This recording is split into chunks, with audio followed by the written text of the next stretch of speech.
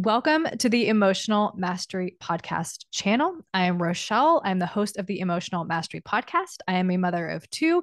I am a writer, a feeler, a holistic human design coach. And today I wanted to come here to talk to you about sobriety because it is Sober October.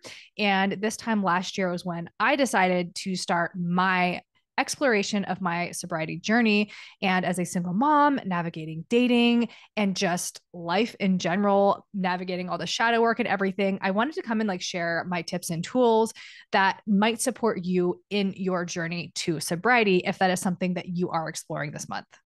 So, my very first tip for releasing alcohol in your life or smoking or any sort of bad habit is we need to change our routines because our mind is the way it works, it's very habitual, right? We get locked into a routine and then we attach certain emotions with a thing. So if you find yourself numbing or scrolling when you're low, that is going to sort of be your go-to. So we're finding something to replace that with, right? We're changing up our routine. So if you get up every morning and you go to the gym and then you come home and you have a coffee and then you go to work and then you come home and have your wine, something in that routine needs to change so that our mind can be open to things shifting within our routine. So when I first began, actually, let me backtrack. The very first tip that I believe when you decide to explore sobriety, whether it's Sober October or you just want to get sober in general, you need to set boundaries and communicate that you are going to be sober for X amount of time to whoever it is around you so that they are aware and they do not ask you to do things. Or if they do, they are aware that you are sober. When I first decided to try Sober October last year, I told everybody I'm not going out this month. Don't ask me to do anything. I got off the dating apps. I was not doing anything. I was staying to myself because I was so committed to getting through the month sober that was it. So I communicated to everybody that this was going to be a sober month for me. I will say I have a very addictive personality. And so for me, sobriety, I started drinking early. And for me, sobriety I was kind of tired of myself. I knew something had to change. I sort of wanted to challenge myself and see if I could even do it. I was tired of my emotions. I was tired of repeating the same patterns over and over and over and over again. So this to me was so layered in my reasoning for doing it. But honestly, my body was beginning to reject alcohol. The hangovers were getting worse. I just wasn't feeling good. I was tapping into my intuition. I was doing so much psychic work that alcohol was just not supporting me in my journey. So change your routine, set boundaries, articulate to people that you are going to be sober for X amount of time. I wanted to do short periods of time so that my mind could wrap around, well, okay, if I'm sober for October, then I can be sober for November. If I'm sober, and it just kept going. So I started with Sober October, and then I wanted to get through the holidays, and then I wanted to hit 6 months of sober, and then I wanted to hit a year. And now that it's been a year, I have had a glass of wine, but I feel no urge to go back to drinking. I feel so much better and in my system as I am. And so I'm re-exploring Sober October. I literally had 2 drinks in September and I'm restarting the cycle in Sober October because I just, again, feel so much better within my system. But whether you want to do this long-term or just for the month. So we are being clear, we're setting boundaries, and we're changing our routine. So whatever the thing was that you used to do that was part of your routine, if it was just turning on Netflix and grabbing a glass of wine, maybe try getting a book and some tea instead. Finding substitutes. So for me, looked like a ton of coffee. I drank so many cappuccinos during Sober October and beyond. I'm surprised I was able to sleep. I was having cappuccinos 8 o'clock at night, 9 o'clock at night, whenever I would normally grab those things. If I was out, if I was at home, I was having tea. I do microdose a little bit. And so those are sort of my alternatives. So again, depending on what sobriety means to you, depending on your level of addiction, depending on what you feel in your system, whether it's just releasing alcohol, but maintaining the other things, only you know, but these are just options. So finding something. I drank a lot of tea. I drank a lot of coffee, especially when I was out.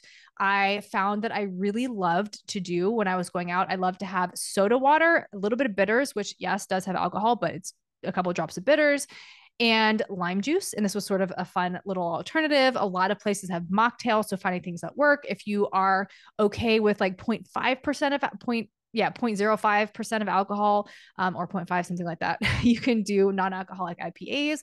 There are non-alcoholic wines. Heineken Zero has zero, literally zero. So you can find different alternatives so that maybe you feel, if you are going to be being social during this sober October period or whatever period of sobriety you're exploring, that you can have an alternative like a non-alcoholic beer or a non-alcoholic mocktail, whatever that looks like for you. I love, love, love Feel Free. This changed the game for me. It is, I just mix it with Waterloo or Spindrift or Olipop. And I am an affiliate. You can get 40% off, $40 off your first purchase with the link with Rochelle 40 through the link that is down below. But I decided to become an affiliate because I am obsessed with this product. So if you have any sort of social anxiety, which I found to be very challenging as I was navigating it, because I sometimes pick up a lot on energy.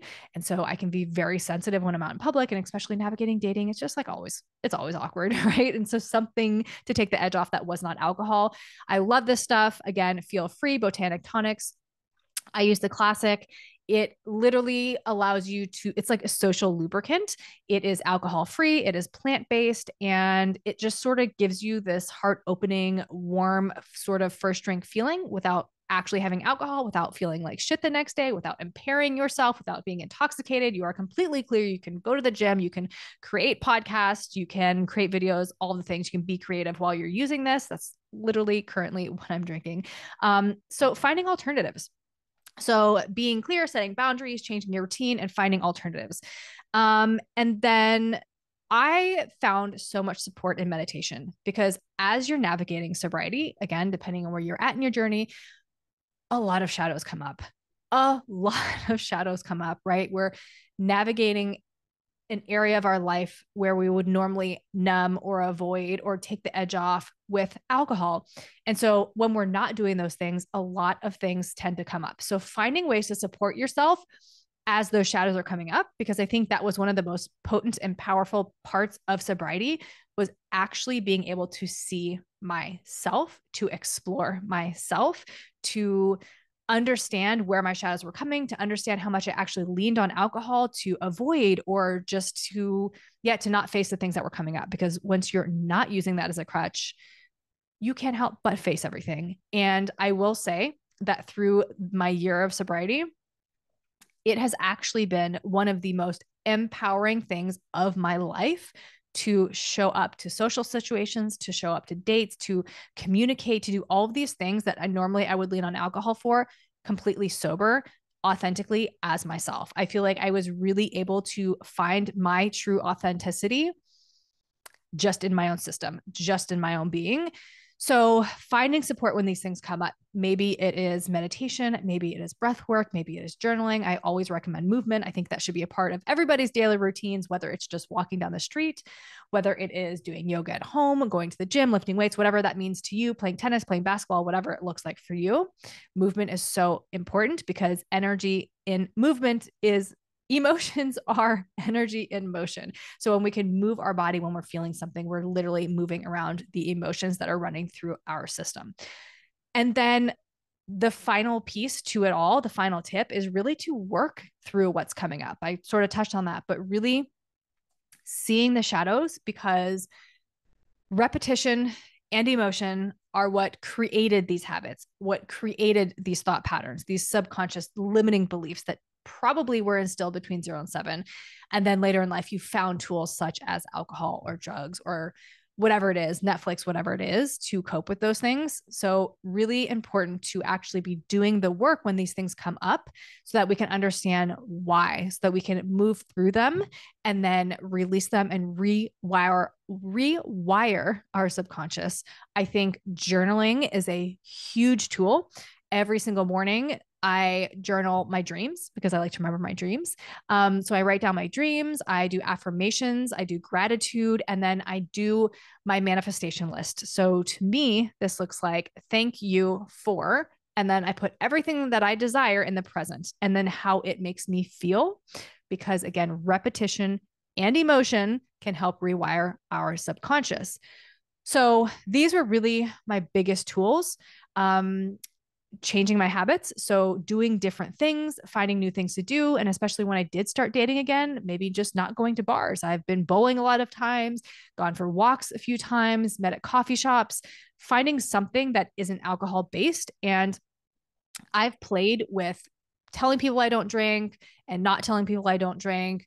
I find that it's just better to say I don't drink, but we can go do XYZ. And if that person's not up for it, then they're not up for it. And that's totally fine.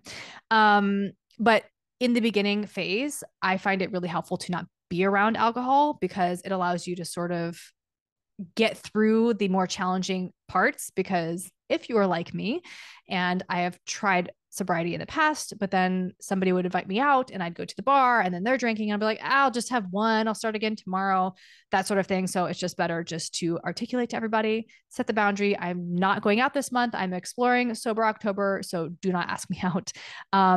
So change your routine, be clear, set boundaries, find support through meditation, breath work, journaling, whatever that looks like for you. Find alternatives, coffee, tea, Botanic tonics, non-alcoholic, kombucha. There's so many alternatives out there now. Kin Euphorics has a really great one. There's so many alternatives. And then really looking and facing and working through what's coming up. Those are my tips for Sober October. Leave a comment below. Let me know if you're doing this month, if you're doing Sober October, what you're finding supportive, and anything else. Everything you need to know is down in the links. You can find me on Instagram. You can find me on TikTok. Here, I have a program called Wholistic Human Design Academy, where we peel back all the layers of you to find your most authentic and true self. And we work through the body. We really get in tune with the body, intuition, shadow work, the gene keys, attachment theory, human design, astrology, all the things. So thank you so much. I would love to know what works for you. Maybe something I have not mentioned. Subscribe to my channel and check out the Emotional Mastery Podcast.